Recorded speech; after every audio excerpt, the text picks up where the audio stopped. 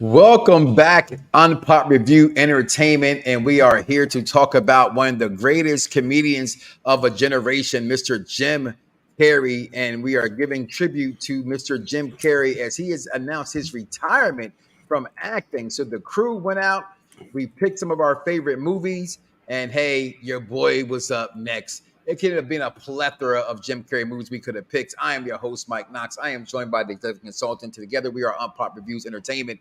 And after Dick Harper loses his job at Globodyne and an Enron collapse, he and his wife, Jane, turn to a crime ordering spree to handle the massive debt in which they've come across in their lifetime. Two intelligent people, Dick and Jane, actually get pretty good at robbing people and even started enjoying it as well. And that's what this crazy heist movie turns into, followed by Mr. Doback is in this movie, who plays Mr. Frank Bascombs. This movie is just full of great actors: Alec Baldwin, Téa Leoni, and Jim Carrey himself. I'm gonna start off with you, executive consultant. Your take on Fun with Dick and Jane. I think the description is in the title. And it was Jim Carrey's return to more physical comedy because he stopped for a while to do more serious roles and slight comedy. And, it was a craving for it, and he definitely returned in a big way. I think this was, and people can correct me if I'm wrong, I actually think as successful as the movie was, it wasn't a blockbuster or anything like that, but it was a success. I do believe this was his last one that was successful. Well, this one made $204 million with a $100 million budget, so it earned its money back. Yeah, success. But I think it was his last one, his last solo comedic success that he had, quite frankly. But it was a good time. Not top 5 Jim Carrey movie in my opinion, but it's still a very good time with a very good co-star. They played off each other very, very well. Even the little brat, I thought was hilarious at times. So, I was interesting to say the least, and I'll talk more about it later. Well, for me, I absolutely love this movie. Is why I picked this movie.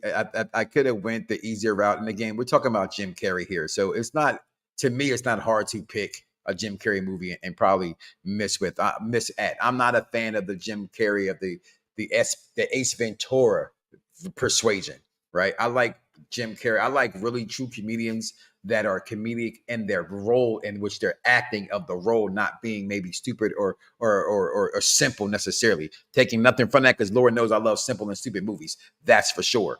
But in this movie, I know it's early in the show, and we're going to be a little short before you guys today, but we're talking about quotables, right? If I can bring a quotable here early, and I told you when I met up this movie, why it came to me and why I loved it so much. I'm watching today, and I literally paused it, and my kids look at me like I'm crazy. But as they're selling all their things off, they got a nanny. They're rich. He's like, hey, my car says, what did he say? He said, Mercedes on, right? And then his car came on. His little neighbor who was the dickhead husband in Desperate Housewives. He comes in and says, and then Jim Carrey goes, sit, don't move. There you go. And he's talking about his car. So clearly they're in a community where everything is love. And he's sitting there, and the little boy comes in with the nanny, starts banging on the TV, and goes, no, not the television, because the nanny is Mexican. And so she teaches him Spanish. So the kid really thinks that he's Mexican. So as he's talking, it's so hilarious. He's like, no, not my Telemundo. Nobody watches Telemundo who's an American kid, okay? It's just you don't watch it. It's completely Spanish. Absolutely, 100%. Still to this day, like this movie. Is it a thumbs up, thumbs down? Duh, I picked it, right? And it's a comedy. It's a credit to Jim Carrey. I don't think no one should have picked a Jim Carrey movie, right, that they didn't like. Whether you like it or somebody picks it and chose it, like rather than Ace Ventura, I don't know if I gave it a thumbs down, because I like watching movies recently where I give them a thumbs up or thumbs down based off what I'm watching. Back then when it came out, I'd have gave it a thumbs down. So I don't know. But I think this is one of those movies that you find hard-pressed to not think it's funny, not enjoy the plot, not just Jim Carrey to me at his best. To me, this is Jim Carrey to me. Next to Liar, next to Bruce Almighty, or This is Jim Carrey to me at his best, at his funniest comedic role in that. Your take on that before we take our break? Yeah, I can see what you're saying. You weren't a fan of too much of Ace Ventura. I was okay with the first one. I wasn't okay with the second one. I cannot stand Dumb and Dumber. To this day, I still cannot stand Dumb and Dumber. I just hate that. The most annoying sound of all. Yeah, I'm with you. I can't stand Dumb and Dumber. Bruce Almighty, I thought was okay. It was solid, but and I gotta remember, it was Bruce Almighty might came out after this movie. I don't remember. Yeah, I have the listing here. Bruce Almighty was after Dick and Jane. Okay, so this was his last one. That was like, and he turned out. So Bruce Almighty was his highest grossing movie at 484. Right, it was million, followed by. So the thing is, do you count like Sonic the Hedgehog? I don't. Right. When I say starring, I'm like he's the star of the movie, right? Clear star. So we're gonna go Bruce Almighty, The Mask, How the Grinch Stole Christmas. Mask is good. Nobody picked The Mask, right? I love The Mask. It's one of the first movies I've seen. To me, that's the debut of one Cameron Diaz, and this is before she started losing all the extra weight as well. I thought her weight when everything was perfect for her at that time. So they have individuals. Do you want to count The Christmas Carol? It's an animated movie. Does that count? Because we're counting the Grinch. Yeah, because if you count Michael Myers or Mike Myers Shrek, which most people will. So right. So then you have Liar Liar. This is what's shocking to me. The Truman Show. Truman Show was great. A lot of people like the Truman Show. I love it, but I wish we did this for 2 months. I kind of wish we did this for 2 months. So it could go on. He has a catalog. Because I would have also picked Cable Guy. That's literally, I work in that field. And every day when I'm trying to give somebody to get TV, I go, and you know this from knowing me, I go, I am the cable guy minus the crazy. Like I watch everything that you don't think a person should watch. And I do. So I'm with you on that. But then you have, just get through this list, you have Dumb and Dumber at number 11. So if you want to make it, so it's about number 8. I took out Batman Forever, right? I took that out. I took out Sonic the Hedgehog 2. All right, I took that out. So that makes it number 8 would be Dumb and Dumber for him. Yes, man. Wow. So Fun with Dick and Jane. My other movie I was going to pick Me, Myself, and Irene. That's my favorite Jim Carrey movie. I forgot about that movie. Something about a grilled hot dog. Something about yeast infection on aisle 3, Vagisil. Okay. Yeah, we could have went 2 months with Jim Carrey. So easily. So to put it back in perspective, Fun with Dick and Jane ranks up there at 202 million, above Dumb and Dumber 2, above Dick and Jane ranks 15th overall, which becomes 13 for him. 12 for him overall in his movies. So this is where this movie ranks. Batman Forever, which there's so many quotes I get from the character in that movie. But okay. Yeah.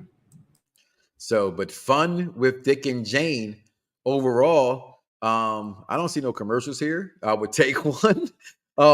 Their streak of when they finally get into it, right? He first goes to rob the store, gets the brain freeze. He's all scared. He's not doing it.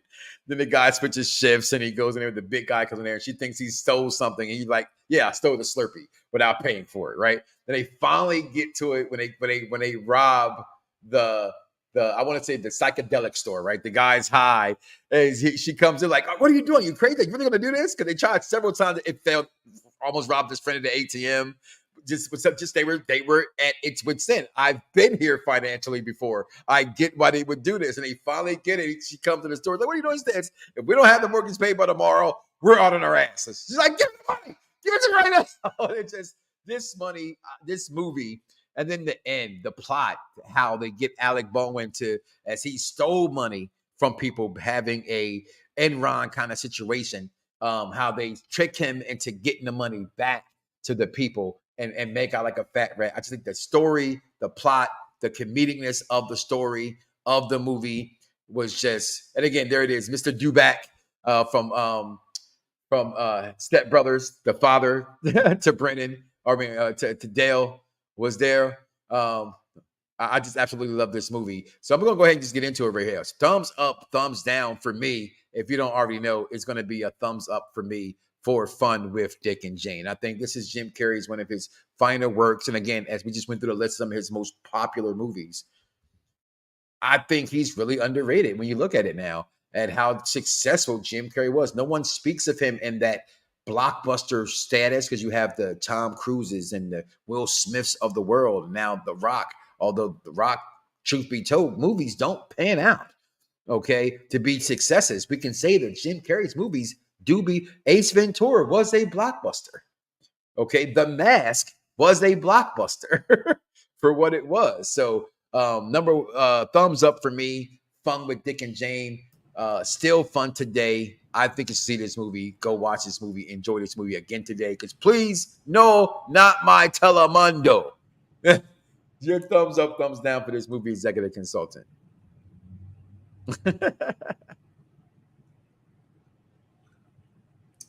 I think we know the answer to this one.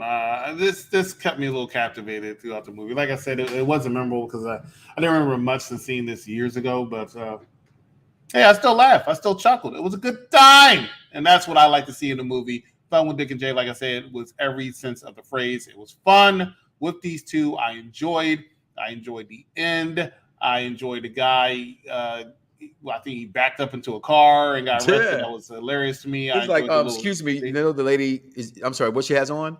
Okay, I think she just noticed her car isn't stolen. You know, he just rammed the car into her car. He says, well, you're parked in a handicap. She goes, no, I'm not. He said, oh. It was a very fun movie. So yeah, definitely a thumbs up for me. You know, again, I don't think the list is hard, but this is just comparison, y'all. It's the line. Is the line? Is it better than the Batman? So I guess it's safe to say you would not be watching the Penguin series that's coming to HBO Max? I'll probably give it a chance. Okay.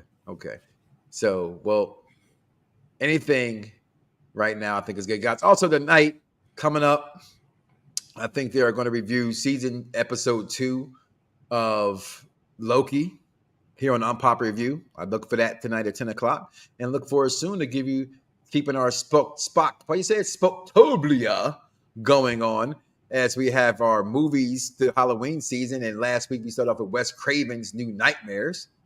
And tonight we're going to me, I would have to say, an underrated character and Hellraiser being the movie, well, Pinhead, the character, but the movie Hellraiser. That's up next, guys. Have y'all seen it? Comment below. Let us know. Fun with Dick and Jane. Did you like it? Thumbs up, thumbs down. Comment below. Let us know. We are out of here, y'all. We've had some fun with Dick and Jane. Now you're going to have fun listening to us out of here. We out of here, y'all. Peace.